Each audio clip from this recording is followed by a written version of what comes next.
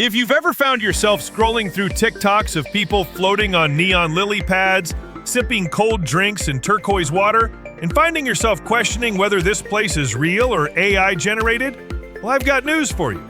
It is real, and it's called Crab Island in Destin, Florida. But hold on. But before you gas up the car, pack your inflatable flamingo, or book those flights, there's a lot you need to know to make sure your day is a more blissful beach day and less floating disaster. Trust me, this spot looks effortless on Instagram, but it's the kind of trip where knowing the right tips can make or break your fun. So grab a coffee or something with a little umbrella in it, because today I'm giving you the ultimate insider's guide to Crab Island. We're talking boats, budgets, food hacks, and everything in between. By the end of this, you'll float in like a local, not flounder around like a confused tourist. What even is Crab Island? First off, spoiler alert, Crab Island isn't an island. Well, not anymore. It's a submerged sandbar located just north of Destin's iconic Marlar Bridge. Years ago, it was actually dry land. Over time, though, nature did what nature does. Hurricanes rolled through, the tide shifted, the sand washed away. Bit by bit, year after year, the island part disappeared beneath the waves until what was left wasn't land at all, but a gorgeous, shallow sandbar. But don't let that fool you. Just because there's no actual island doesn't mean this place isn't something special. Today, Crab Island is one of the most unique, vibrant, and downright fun hangout spots in all of Florida. Now, it's this surreal playground where boats gather, people float, food boats drift by selling burgers and ice cream, and the water, oh, the water. It's that famous emerald shade that Destin is known for. Shallow, calm, and clearer than your post-yoga mindset. At high tide, the water turns this insane shade of crystal clear emerald green. Sometimes so shallow you can stand waist deep, other spots chest deep, all with soft, sandy bottoms underfoot. Perfect for anchoring, lounging, and pretending you're starring in your own tropical music video. But Crab Island is just about floating and eating. Although honestly, if that's your whole day, I'm not judging. There's plenty more going on there, which will have you wondering, why didn't we do this sooner? Best time to visit. Let's get this straight. When you go matters just as much as how you go. The Crab Island season runs from late spring to early fall, around April through September, but there are layers to this. Let's have a little tide talk. Yes, this matters a lot. At high tide, the Gulf's crystal clear waters rush into the bay, turning Crab Island into that unreal turquoise playground you've seen all over your gram. Worst time? Midday at low tide. The water gets cloudy, currents get strong, and it's just not the dreamy float people picture. Trust me on this one. Best strategy? Arrive an hour before high tide, enjoy that incoming clear water, and stay for a few hours as the clarity peaks. Google Destin East Pass tide chart the day before. It's worth it. Now how do we actually get there? Here's where a lot of first-timers get confused. Crab Island is water access only. You can't drive there, swim there from shore, or walk across the bridge. You need a boat. Full stop. Your options? 1. Shared shuttle boat. If you just want to show up, float, and leave the boat driving to someone else, this is your best bet. These run about $49 to $75 per person for a 3 to 4 hour trip. BYOB, float rentals usually included, and they'll take care of the anchoring, which is a whole skill on its own. 2. Pontoon rentals.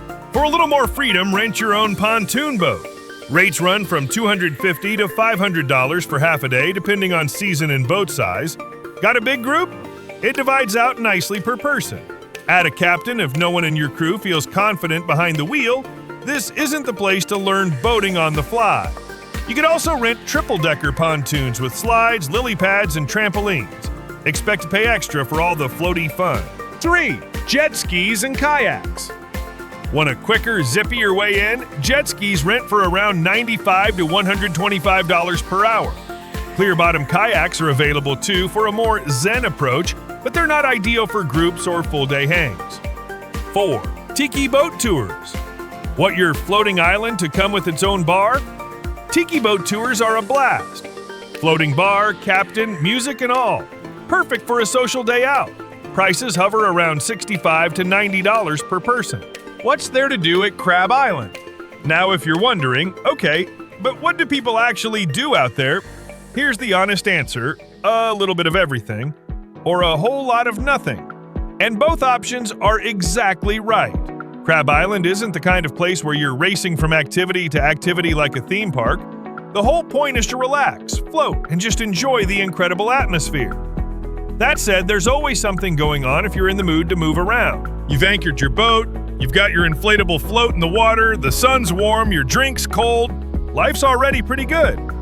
Some people spend hours just hanging out on their boats, sunning themselves, chatting, taking dips to cool off, and just letting the day unfold. Honestly, that alone is worth the trip. You'll see everything from pontoons full of families with snacks and floaties to party boats with full-on speakers and floating dance circles. Now, if you want to get a little more active, there are a few ways to make that happen. Paddle boards and kayaks. Some people bring paddle boards or kayaks with them on their boat. It's a great way to explore the shallow areas of the Sandbar, especially on calmer days when the water's like glass.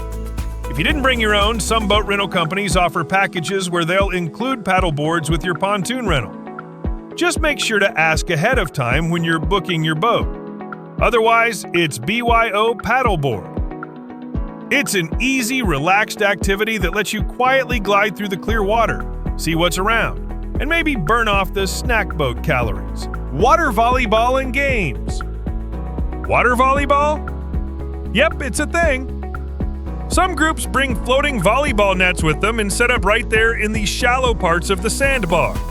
These aren't official tournaments, more like whoever wants to jump in and play, come on over. If you're friendly and don't mind chatting up some strangers, you'll likely get invited to join. The same goes for frisbee, football, and other classic sandbar games. No rentals for this stuff, you bring your own gear. A waterproof football or frisbee is basically Crab Island currency. Floats, willy pads, and chill zones. Now let's talk about floaties. This is where you really level up your Crab Island experience. Inflatable loungers, floating chairs, giant unicorns, flamingos, inflatable docks, people bring it all. You'll often see whole groups with their pontoons tethered together, lounging on giant lily pad mats that stretch out like floating living rooms. Some boat rentals will include these with your package if you ask ahead, especially the bigger family-style pontoons. Otherwise, you'll want to bring your own. They're easy to strap down and toss overboard once you anchor. Pro tip, bring rope. Tether your floats to your boat unless you want to spend half your day chasing a runaway flamingo. Snorkeling and wildlife watching. If you're curious about what's under the surface, bring a snorkel mask. Visibility is best right around high tide when the Gulf's clear water floods in. You won't find coral reefs or tropical fish like the Keys, but you will spot small fish, maybe rays, and dolphins are a frequent bonus. They love to cruise through the area, sometimes just passing by, sometimes sticking around to show off a bit. Snorkel gear? Bring your own. No rentals floating out there. Food boats and floating vendors. One of the quirkiest parts of Crab Island, the floating restaurants. Picture this. You're lounging on your float, craving a snack, and here comes a pontoon pulling up, selling burgers, hot dogs, nachos, even ice cream and snow cones. It's like a floating food court. You can't miss them. They'll usually have big signs or flags waving, and they tend to circle around the busiest parts of the sandbar. You just paddle over, place your order, and they'll hand it down to you in the water or right to your boat. Payment, cash or card, most are set up for both. Meeting people and people watching. Last but definitely not least, this might sound silly, but one of the best things to do at Crab Island is simply to people watch. You'll see everything from bachelor parties in coordinated tank tops to families with toddlers in mini life jackets to retirees floating peacefully with their feet up. It's all part of the charm. You'll hear music drifting across the water from boats, spot people attempting backflips off slides, watch strangers become fast friends over a game of paddleball, and if you're open to it, you'll probably leave having made a few new connections yourself. Sunset at Noriego Point.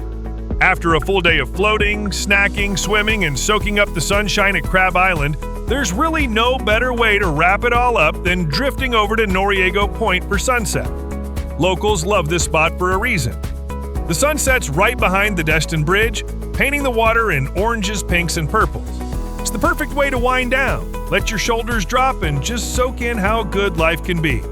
It's peaceful, it's slow, and it's the kind of moment you realize was worth waiting for. Where to stay near Crab Island? Destin isn't just about Crab Island, it's packed with great places to stay depending on your vibe and budget. If you're looking to keep things budget-friendly, there are plenty of chain hotels in Midtown Destin or over in Fort Walton Beach. These run you anywhere from $100 to $150 a night. Clean, comfortable, but nothing too fancy. And you'll need to drive to get to the docks. Now, if you want to stay right in the heart of the action, look at Harbor Walk Village condos. These are typically around $200 to $300 a night during peak season. The major perk here, your walking distance from the marinas. No need to mess with parking lots or early morning drives. Just roll out of bed and onto the dock. Feeling bougie? I don't blame you. Henderson Beach Resort is the luxury pick. We're talking beachfront, resort pools, a spa, fine dining, the whole 9 yards. Expect $300+ a night, but if you want to pair your Sandbar adventure with spa days and beachfront cocktails, this is the move. And don't forget about vacation rentals. Airbnb and VRBO have tons of houses and condos throughout Destin, many with boat slips or private docks if you're bringing your own boat. Just book early. Summer dates disappear fast. Is Crab Island for families? For partiers? For couples? For me? The answer, yes. To all of it. That's the beauty of Crab Island. It really does cater to everyone. Mornings are generally calm, family-friendly, and peaceful. You'll see lots of kids floating with parents, tossing beach balls, and enjoying the shallow, calm water. Afternoons tend to ramp up. That's when you'll hear the music crank up a bit, the bigger groups roll in, and things feel more like a floating party. But it's still friendly, not wild spring break crazy. Weekdays are quieter. If you want to avoid crowds, go on a Tuesday or Wednesday. If you want the full float party energy, pick a weekend. It's the perfect place for you, whether you're coming with your partner for a romantic getaway, with friends for a wild bachelorette, or just to make out of your summer break with your family. It's whatever you want it to be. Local tips and tricks. Book early. Seriously, especially if you're thinking of going anytime between May and August, and especially if you want to rent a pontoon for a weekend. Those boats, they vanish fast. So don't wait around thinking you'll grab something last minute. Get it locked in early and thank me later. Check the weather. Check the tides. I know it sounds like some boring fisherman thing, but trust me, high tide is everything at Crab Island. That's when you get those Instagram-worthy turquoise waters and calm, clear floating conditions. Speaking of sun, the sun. There's no joke, so don't just slather your sunscreen on once before you leave the dock and think you're good. No, this is an all-day reapply situation. Face, shoulders, ears, feet, everywhere, reapply every couple of hours. You'll thank yourself when you're not lobster red the next day. Floaties are amazing, but tie them down. I've seen it happen too many times. Someone floats a little too far from the boat, the current catches their unicorn floaty, and suddenly it's halfway to Panama City. Bring a rope. Tether your lily pads, your chairs, your flamingos to the boat. Save yourself the swim or the embarrassment. Bring both cash and cards. Most of the floating food vendors are modern enough to take cards now, but some are old school, and you don't want to paddle up to the ice cream boat only to realize they're cash only. A little cash tucked in a waterproof pouch never hurt anyone. Respect the locals. This isn't just a floating playground, it's part of Destin's ecosystem. Pack out your trash, be courteous to other boaters, and leave it as beautiful as you found it. Nobody likes the people who treat it like a free-for-all. So there you have it. Everything you need to know to make your Crab Island Day one for the books. You're officially armed with all the tips, tricks, and know-how to do it right. Crab Island is just the type of place where you'll find yourself laughing with someone you just met about how their cooler floated away. Yes, it happens. And where you realize that sometimes the best kind of day is one where you don't do much at all, except float. At the end of the day, it's not about how fancy your boat was, how many TikToks you filmed. It's about that feeling of being out there in the sun, salt on your skin, music in the air, and thinking this is exactly where I'm meant to be. So thanks for hanging out, and if this guide helped you, don't forget to share it with someone who needs a little more sunshine in their life.